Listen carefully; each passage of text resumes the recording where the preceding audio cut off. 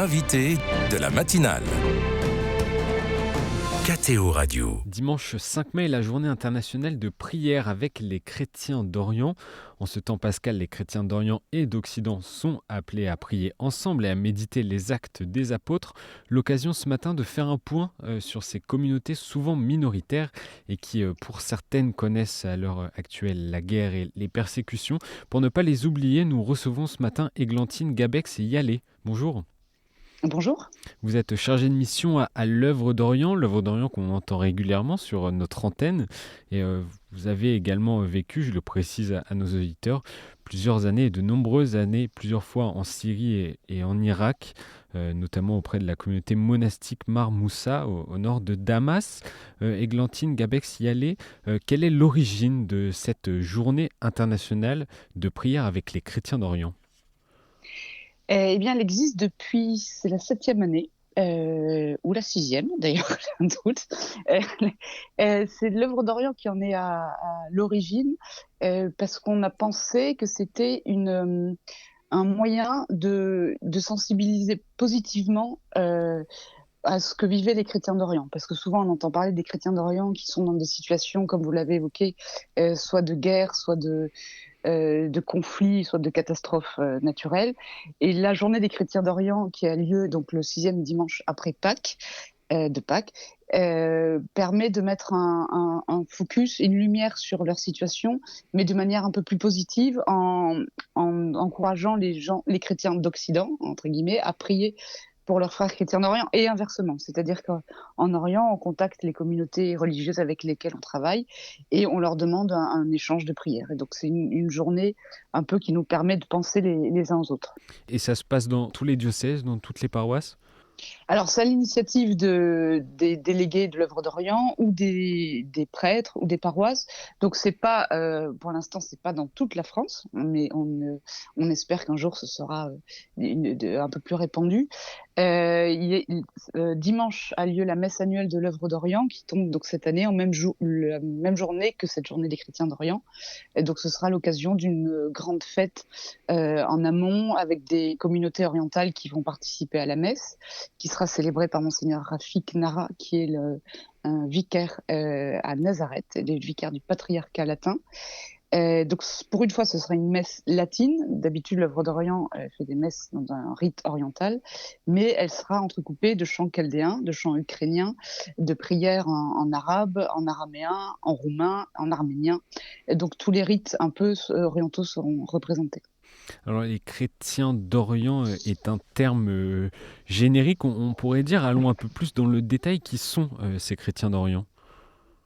Alors, c'est difficile de faire justement une généralité, parce que j'allais vous dire, les chrétiens d'Orient, finalement, ça n'existe pas, parce que personne se présente en disant « je suis un chrétien d'Orient ». Les gens vont vous dire « je suis maronite libanais, je suis arménien catholique » ou « je suis ukrainien gréco-catholique ». Donc, si on peut faire un panorama, l'œuvre d'Orient travaille dans 23 pays. Donc, dans 23 pays sont présents ces chrétiens d'Orient, qui sont donc les premiers chrétiens à avoir été évangélisés. Donc, on a des chrétiens d'Orient en Inde, par exemple, avec des syro-malabars et des syro-malankars, qui sont plutôt dans le sud de l'Inde. Alors, pour l'instant, l'Inde est un pays qui est assez préservé, où la condition des chrétiens et orientaux est plutôt plus facile qu'ailleurs. Ceci dit, avec des grands guillemets, parce que la situation depuis que Narendra Modi est au pouvoir est quand même extrêmement préoccupante envers les chrétiens comme les musulmans. Donc on est assez attentif à ce qui est en train de se passer, même si pour l'instant dans le sud du pays est assez préservé de ces manifestations de haine religieuse, qu'elles soient envers les chrétiens ou les musulmans. Ensuite, on trouve des chrétiens d'Orient dans la corne de l'Afrique, donc que ce soit en Égypte, en Éthiopie, en Érythrée.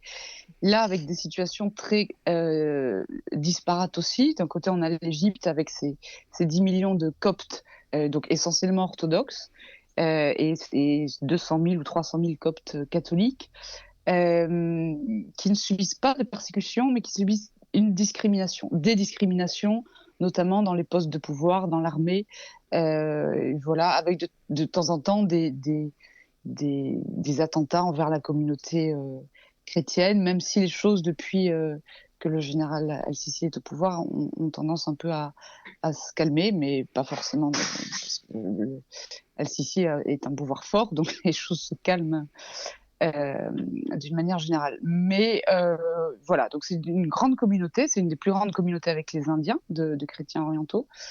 En Éthiopie, là, la situation est un peu délicate, est un peu différente parce que très différente même, parce qu'il y a une situation de conflit, mais qui n'est pas un conflit religieux, qui est un conflit plutôt territorial, avec notamment des questions au Tigré et avec des différentes tribus. C'est plus une question tribale, donc les conflits vont toucher les chrétiens, évidemment, qui sont majoritaires en Éthiopie, mais pas parce qu'ils sont chrétiens, parce qu'ils appartiennent soit aux Oromo, soit parce qu'ils sont tigréens. Mhm. Ou autre. Par ailleurs, dans Oui. ça, il y a encore 4 moines orthodoxes qui ont péri dans une attaque en février dernier. Il y a encore quand même des attaques assez récurrentes et d'une violence extrême en Éthiopie. Oui, en Ouais. Éthiopie, oui. Oui, oui. Mais encore une fois, c'est pas un problème religieux.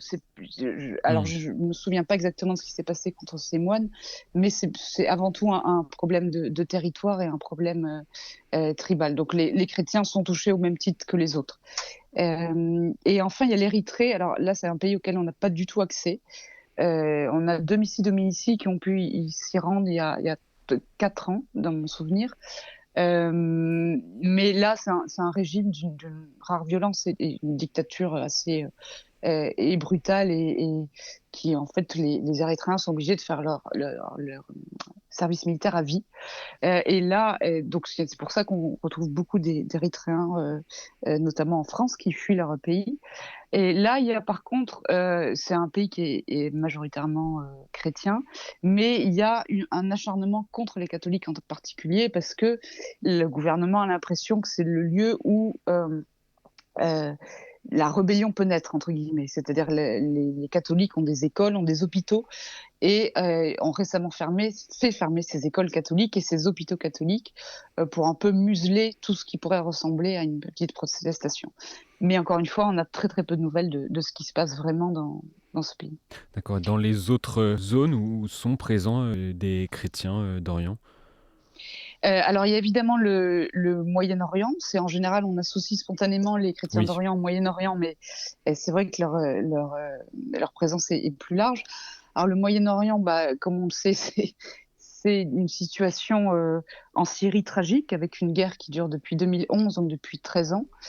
Une guerre civile. Et donc là aussi, évidemment, il y a eu les exactions de Daesh qui ne sont pas à minimiser contre les chrétiens en particulier. Mais c'est aussi un régime extrêmement violent qui a, pour l'instant, c'est une guerre qui a fait 400 000 morts.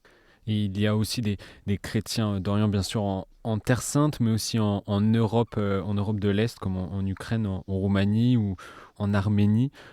Oui. On n'a pas forcément beaucoup de temps pour se pencher, malheureusement, sur leur situation, mais néanmoins, quelle zone, en tout cas, attire particulièrement votre attention? Alors peut-être deux, évidemment la Terre Sainte où alors, ce qui se passe à Gaza est tragique. Il y a des chrétiens à Gaza, mais il y a des chrétiens aussi en Cisjordanie. Il faut savoir que ces chrétiens sont essentiellement palestiniens.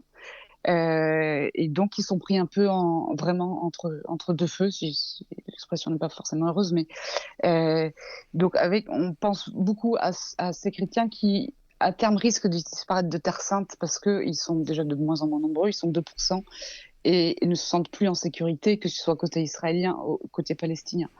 Et évidemment, notre préoccupation va envers l'Arménie, avec ce Haut-Karabakh qui a été perdu en septembre, qui a été envahi par l'Azerbaïdjan, avec une population de 120 000 gens de l'Artsakh, du Haut-Karabakh, donc qui est réfugié en Arménie, dans des conditions parfois extrêmement précaires. Donc, je me suis rendue il y a un mois et c'est vrai que c'est quand même...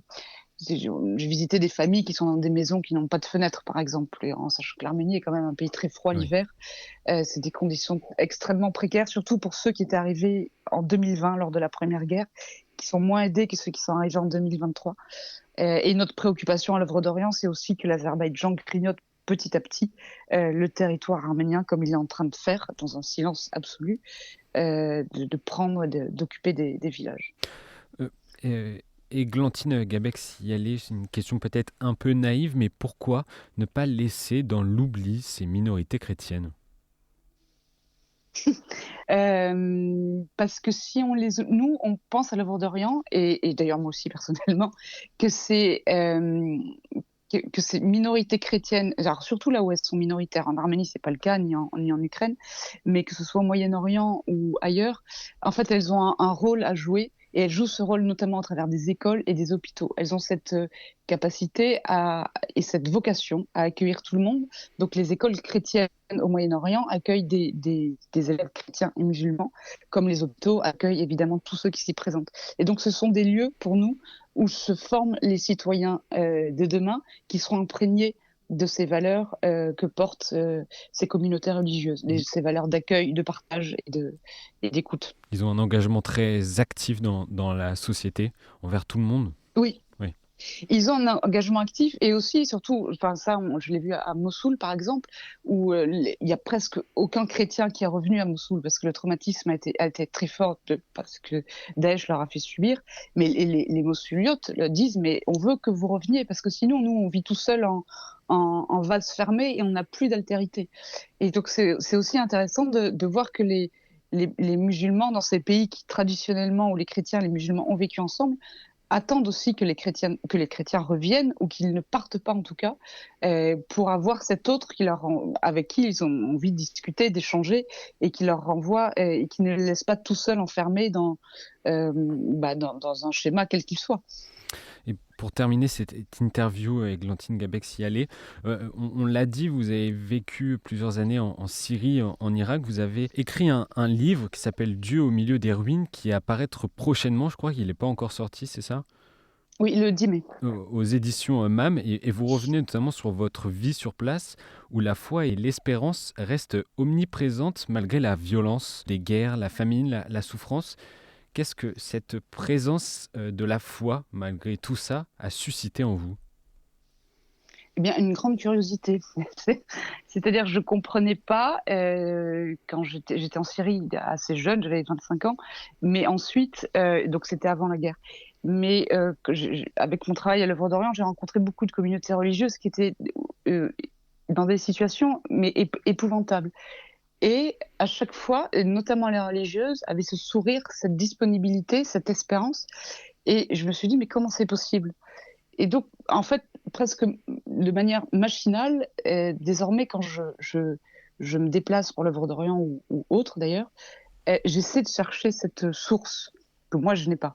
Euh, et parce que je me dis qu'il y a comme un secret, quoi. Il y a quelque chose à chercher de ce côté-là. Comment ces gens et ces personnes qui vivent dans des situations épouvantables, et moi, je serais à leur place, je m'assierais par terre et je pleurerais, quoi. Enfin, et, et tandis qu'elle, elle continue et elle porte, vraiment, elle porte le monde, quoi. Enfin, moi, c'est quelque chose qui me fascine et qui m'intrigue. Merci beaucoup, Églantine Gabec-Sialé, d'avoir fait le tour rapide, peut-être trop rapide, sur la situation des chrétiens d'Orient. Je rappelle à nos auditeurs que vous êtes membre, justement, chargé de mission à l'œuvre d'Orient. Et je ne peux que inviter les auditeurs à se rapprocher de leur paroisse ou de leur diocèse ce week-end pour savoir si justement des temps de prière sont organisés en cette journée internationale de prière avec les chrétiens d'Orient. Encore merci, Églantine, et bonne journée. Merci à vous. Merci.